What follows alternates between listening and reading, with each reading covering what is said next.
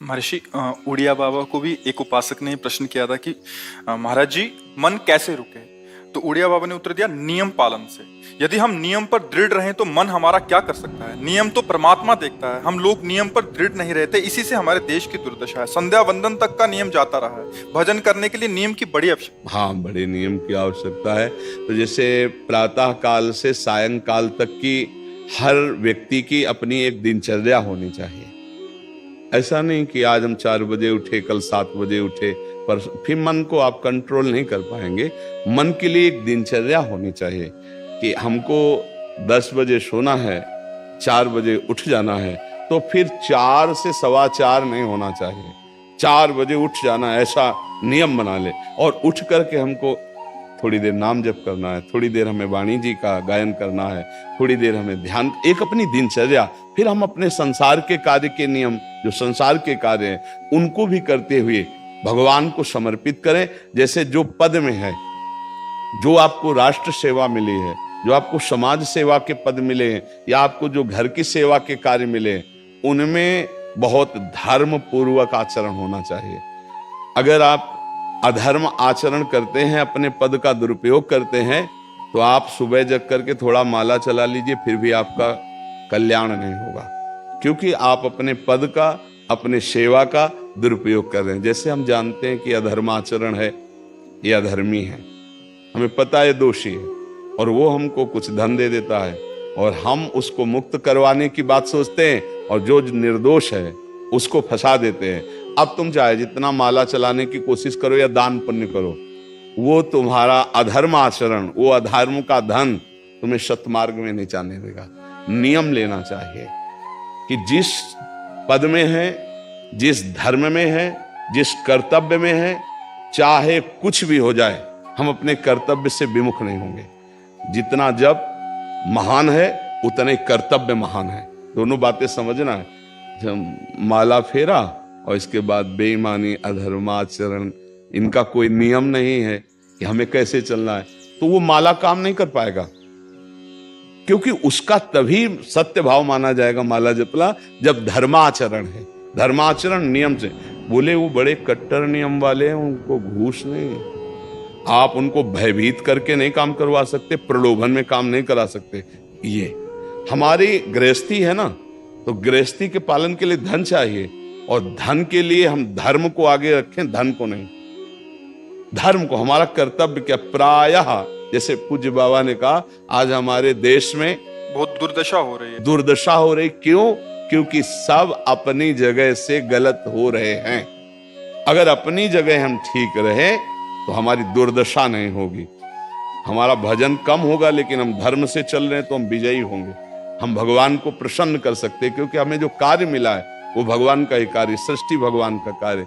जैसे नए बच्चे कुछ वकालत पढ़ रहे थे, तो यहाँ के प्रश्न किया था कि हम जानते हैं कि वो दोषी नहीं है, हम जानते हैं कि वो दोषी है, पर दोषी हमें पैसा दे रहा है, तो हम वकालत पढ़ी इसीलिए, हम उसको जिताएंगे, तो क्या कोई पाप है? तो उनका खुला पाप है। बोले नहीं, हमारी कोई ऐसा कंपनी दो, ऐसा कुछ बोले कि हमारी कंपनी को ये सिखाया जाता है, तो हमको तो ये करना ही होगा, अगर नहीं करेंगे तो हमारी वकालत का मतलब क्या रहा? तो नहीं, वकालत का मतलब अधर्मी को मुक्त करवाना नहीं है। वकालत का मतलब अधर्मी के सबूत एकत्रित करके उसको दंड दिलवाना है, और धर्मात्मा को मुक्त करवाना है। अब इसके लिए आपके पास अर्थव्यवस्था अगर कमजोर भी है, तो धर्म व्यवस्था आपकी पूरी है। धर्म व्यवस्था ठीक है तो परिवार स्वस्थ रहेगा, सुखी रहेगा, भगवान आप पर प्रसन्न रहेंगे। अच्छा, फिर हमने तर्क रखा कि जैसे आपकी बहन के साथ कोई गलत व्यवहार करे, आपको पता है, और वो आपको 10 लाख रुपया घूस दे, तो क्या आप उसका पक्ष लेंगे? नहीं। तो फिर दूसरी बहन के साथ किया। अब यहां विचार करना है ना, अपने भाई का अगर कत्ल किए हो, मुझे पता हो कि ये दोषी है, तो क्या हम पैसे से उसको मुक्त करने देंगे? लगेगा कि जान की बाजी लगा देंगे, और तुम्हें हम ऐसे ही एक गरीब आदमी की किसी ने हत्या की, तो आपका पक्ष बनता है। पर यह ज्ञान कहां मिलेगा?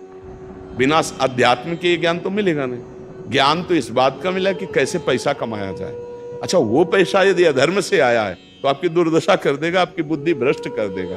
तो जो बाबा कह रहे हैं कि आज हमारे समाज की बड़ी दुर्दशा हो रही, उसका कारण यही है कि हमें अध्यात्म का ज्ञान नहीं, हमें धर्म का ज्ञान नहीं, और बड़ी बड़ी गलतियां हो जाती है। बिल्कुल पता है आदमी निर्दोष है और हम धन के प्रभाव से उसको दंड दे देते हैं। वो दंडा भगवान जब आपको पलट कर देंगे तो आप सह नहीं पाओगे, उसका परिणाम बहुत बुरा होता है। तो इसलिए समाज को चाहिए अपने अपने कर्तव्य का पालन करते हुए एक नियमावली बना ले। जैसे कुछ दुकानों का नियम होता है कि वहां फिक्स रेट होता है, नहीं होता? वहां ये नहीं चलेगा कि कसम से कहते हैं कि तुम्हें हम अपना जान करके कि 100 रुपया मीटर ये मिला है, हम बिल्कुल मुनाफा नहीं ले रहे। नहीं, झूठ क्यों बोल रहे हो? दुकान खोले हो मुनाफा के लिए, झूठ क्यों बोल रहे हो? नहीं लेंगे मुनाफा, हम जितने का लाए हैं उससे मुनाफा लेंगे, पर 120 रुपया मीटर देंगे, कपड़ा बढ़िया है, नाप फिट है, इससे नीचे नहीं उतरेंगे, हमें सफाई देने की जरूरत नहीं है कि हम कसम खाते हैं या ऐसा। जानते हो ये बिजली है, दुकान है, नौकर लगे हैं, तो इसका मुनाफा लेने के लिए दुकान खोलें, कोई दान करने के लिए तो नहीं। तो सबको पता है मुनाफा लेगा, लेकिन एक फिक्स दान, उसे 10-20 रुपया का मुनाफा लेकर के हम उसको बेच रहे हैं। लेकिन झूठ क्यों बोले? झूठ के बिना धंधा नहीं चलता? नहीं, ऐसा नहीं है।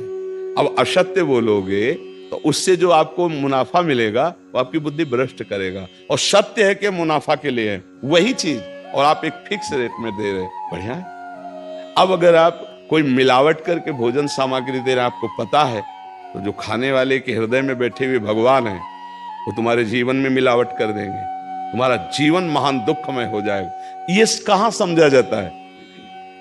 एक आदमी सिंथेटिक दूध बना रहा है, उससे कहो ये अपने बच्चे को पिला, नहीं पिलाएगा। फिर ये दूसरे का बच्चा जब पिएगा तो उसकी हालत क्या होगी? दूसरे शरीर में जाएगा तो हालत क्या होगी? वो केवल धन की बुद्धि रखता है।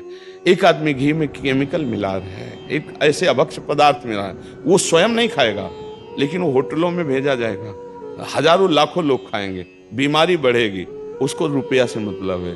ये चीज, ये दुर्दशा हर जगह धर्म का ज्ञान न होने के कारण फैल रही, नहीं फैल रही। एक मरीज बीमार है, असली दवाओं में पैसे ज्यादा है, नकली दवा लेकर के असली के दाम में बेच देना, उसको बिल्कुल फायदा ना होना। लेकिन परमात्मा देख रहा है, तुम जानते हो नकली दवा है, वो तो नहीं जानता बेचारा, ज्यादा पढ़े लिखे नहीं, किसान आदमी गांव का आया है, तुमने दे दिया और उसने पैसा दिया असली के। अब वो पैसा तुम्हारी बुद्धि भ्रष्ट करेगा, तुम्हारे परिवार में कलह पैदा करेगा और तुम्हारा पतन कर देगा। ऐसे हर डिपार्टमेंट में, हर विषय में यदि हम अपने धर्म से चले, अपने सत्य से चले और थोड़ा भी भजन होगा, वो आपको उत्तम गति प्रदान करेगा। पर ऐसा कहां समझ में आ रहा? अध्यात्म के बिना भला ऐसा समझ में आएगा? तो इसीलिए कह रहे हैं हमारे देश की दुर्दशा हो रही। पूर्वजों में पहले यह था कि हमारा धर्म नहीं जाना चाहिए चाहे प्राण चले जाएं, हमारा चरित्र नहीं जाना चाहिए चाहे सर्वस्व नष्ट हो जाए। आज इसकी कोई परवाह नहीं, तो उसी से बुद्धि भ्रष्ट हो जाती है, जीवन एक पशुवत आचरण वाला हो जाता है, और वो अपने को बड़ा सुखी समझने लगते हैं कि हमारे पास बड़ा वैभव है। लेकिन प्यारे, उस दिन को याद करो जिस दिन तुम्हारा आखिरी समय होगा, ना तुम्हारा फार्म हाउस जाएगा, ना महल तुम्हारा जाएगा, ना बैंक बैलेंस जाएगा, ना कोई व्यक्ति, और ना ये शरीर। अब तुम्हारे कर्म तुमको भोगवाएंगे। उस समय की कौन याद करता है? अगर उस समय की याद हो तो भय लग जाए कि नहीं नहीं, पाप नहीं करूंगा, क्योंकि जाना है यहां से। अच्छा, कब जाना कुछ पता नहीं, किसी भी समय ट्रांसफर हो सकता है इस शरीर से। तो हमें लगता है कि महापुरुषों के जो वचन है कि हमें एक नियम से जीवन जीना चाहिए, धर्म पूर्वक जीवन जीना चाहिए, अपने कर्तव्य का पालन करना चाहिए। जो हमारे लिए कर्तव्य, आज प्रायः धन प्रधान बुद्धि होने के कारण कर्तव्य स्वाहा हो रहा है। एक विद्यालय में विद्यार्थी के लिए जो गुरु पद में बैठा, उसका क्या कर्तव्य है? वो अपने कर्तव्य को भूला हुआ है। भला छोटे छोटे विद्यार्थियों को, जिनकी नींव पूरे राष्ट्र सेवा में, समाज सेवा में ये बन सकते हैं, अगर उनको हम सही शिक्षा नहीं दी तो उनका पूरा जीवन बर्बाद हो जाएगा। अगर उनको हम गलत सपोर्ट कर दिए तो उनका पूरा जीवन बर्बाद, क्योंकि नया जीवन है। और जगह जगह अपने अपने कर्तव्यों का यदि पालन किया जाए तो पूरा समाज सुखी हो जाए। लेकिन कर्तव्यहीनता आ रही, कोई अपने कर्तव्य को नहीं समझ रहा है। तो यही बात महापुरुष जनों को दुख लगता है कि अगर सब अपने कर्तव्य का पालन करें, धर्म का पालन करें, भगवान का नाम जप करें तो सब सुखी हो जाए। सुख सब चाहते हैं और आचरण दुख वाले करते हैं, इसीलिए सुख नहीं मिल रहा है, परिणाम में हमें दुख मिल रहा है। सच्ची मानना, वो रुपया पूरे परिवार में अशांति पैदा कर देगा। और धर्म पूर्वक 100 रुपया लाओगे और 4-5 परिवार के बैठ के नमक रोटी खाओगे, आनंद से सोओगे, बड़ा प्यार रहेगा, भगवान की कृपा रहेगी। पर ये बात समझ में नहीं आती है। तो ये वृत्ति अगर छोड़ी ना जाएगी तो कुछ भी कर लो, कहीं भी दान पुण्य कर लो, लाभ नहीं मिलेगा। अगर दान देने की बात कही गई है तो धर्म पूर्वक कमाए हुए धन से। अगर आप मेहनत से कमाए हो ना, 10 रुपया दे दोगे ना, तो 10 रुपये का वो आटा लाके अगर 2 रोटी खाएगा तो खूब वजन होगा। वो आप 1 लाख रुपया बेईमानी कर रख दोगे ना, तो बैठे बैठे वो गंदा ही सोचेगा, वजन नहीं होगा। उसका गंदा सोचना और आपका गंदा करना दोनों मिल करके, उसके कारण भी तो आप बने ना, तो आपका ही पतन हो जाएगा। उसको तो भगवान बचा लेंगे क्योंकि भगवान की शरण में है। तो मुझे लगता है अधर्म के धन से कभी किसी को लाभ नहीं मिलता। तो अपने कर्तव्य का पालन करते हुए यदि नाम जप किया जाए तो बहुत जल्दी हमको लाभ प्राप्त हो जाए।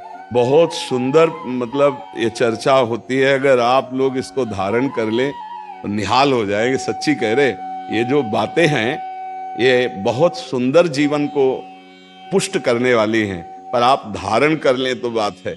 नहीं तो जैसे लाभ दिखाई दे रहा 50,000, तो ये बातें भूल जाओगे, ये बातें अच्छी नहीं लगेंगी। हे यार, बहुत बढ़िया काम घर में आएगा, पर हमारी ये बात ध्यान रखना, वो 50,000 घर में अशांति पैदा कर देगा। सच्ची मानना, आप धर्म से चलना, धर्म से चलोगे तो भगवान तुम्हारी रक्षा में रहेंगे। अधर्माचरण, देखो कैसी कैसी घटनाएं होती हैं। बढ़िया कार है, फिल्मी गाना लगाए चल रहे हैं और वो एक्सीडेंट हुआ, आग लग गई, बाहर निकल ही नहीं पाए, वो अंदर ही जल गए। क्या हुआ? ये करोड़ों रुपए की कार भूंज दिया तुमको अंदर ही बैठा के, धू धू करके आग लग गई, अंदर जल। ऐसे जलना चाहते हो या भगवान के आनंद में चिंतन करके शरीर छोटे हो फिर दाह संस्कार हो? ऐसे ये सब लोग भगवान के नाम का कीर्तन करते ही जा रहे, फिर आपका अंतिम संस्कार, वहां जीवित जल गए। क्या हो सकता है? एक एक पल तुम्हारे कर्म का हिसाब होगा, एक एक सेकंड का। ऐसे कर्म करो कि हमारा अच्छा हिसाब हो, बुरा हिसाब। ये मत समझो कोई देख नहीं रहा, वो देख रहा है जिसको हिसाब करना है, वो देख रहा है। उसके लिए कोई वकील या किसी सबूत की जरूरत नहीं होती, वो सर्वांतर्यामी आपके अंदर बैठे ही देख रहा है। तो सदैव जैसे सत्संग सुन रहे हैं, तो अगर हाथ जोड़ के प्रार्थना है, थोड़ी भी बात मान लोगे तो आप सच्चे सुख के मार्ग में चलने लगोगे। नहीं तो भाई बहुत गंदी हवा चल रही है, माया की बहुत गंदगी ऐसी फैल रही, कलिकाल है ना, कि ये बातें किसी को पसंद नहीं आती। वो बात बताओ कि हम कितना रुपया कमा ले, कैसे कितने भोग भोग ले, और वो अध्यात्म में नहीं है। आपको सच धोखे में मत रहना, अध्यात्म में है। जितना आप धर्म से चलोगे उतना सुखी होगे, और लोक में है जितना धन मिल जाएगा उतना सुखी माना जाएगा। लेकिन वो सुख नहीं है, वो चंद मिनट के लिए हाइलोजन की तरह जलेगा, फ्यूज हो जाएगा। और धर्मात्मा दीपक की तरह जलेगा, पर बहुत काल तक चलता रहेगा। इन बातों का चिंतन कीजिए, खूब नाम जप कीजिए और भगवान के भरोसे रहिए, गंदे आचरण मत कीजिए।